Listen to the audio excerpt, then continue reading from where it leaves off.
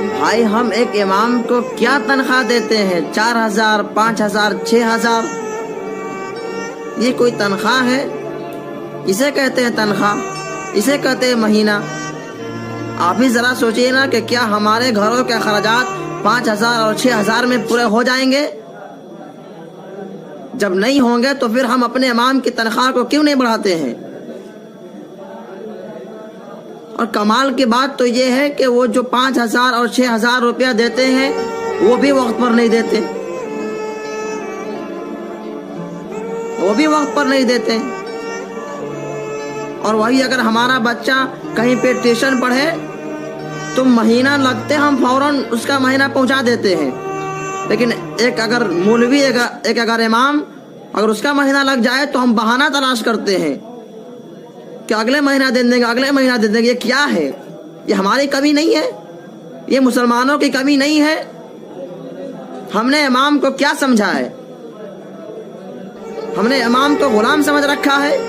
یاد رکھیے گا کہ امام کسی کا غلام نہیں ہوتا، امام بادشاہ ہوتا ہے۔ اور اگر تنخواہ بڑھانے کی بات کی جاتی ہے تو سب سے پہلے مسجد کے جو متولی ہوتے ہیں ان کے پیٹ میں درد شروع ہو جاتا ہے۔ وہ کہتے ہیں ہم تو 2,000 میں لا لیں گے، ہم تو 4,000 میں لا لیں گے۔ ارے بابا آپ تو 4,000 میں لا لیں گے، لیکن وہ کیسا ہوگا؟ سورہ فاتحہ یاد ہوگا تو سورت نہیں، ثنا یاد ہوگا تو دعائے معصورہ نہیں، یہ حال ہوگا؟ آپ 4,000 میں امام تو لا لیں گے، لیکن یاد رکھیے، یہاں پر آپ کو ایک مسئلہ بتاتا ہوں کہ یاد رکھیے اگر آپ امام کے پیچھے اگر نماز پڑھتے ہیں اور آپ کے نماز کے اندر اگر کوئی کمی آ گئی، مان لیجئے آپ کو خاموش کھڑا رہنا ہے، آپ نے سورہ فاتحہ پڑھنا شروع کر دیا، آپ نے دوسرے رکعت میں تحیات کے بعد درود شریف پڑھنا شروع کر دیا، تو آپ کی نماز ہو جائے گی۔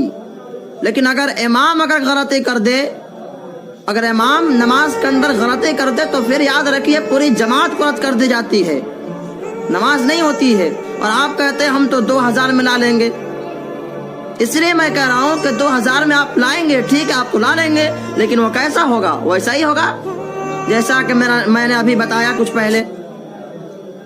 وہ آپ کی بھی نماز خراب کرے گا اور خود اپنی بھی نماز خراب کرے گا۔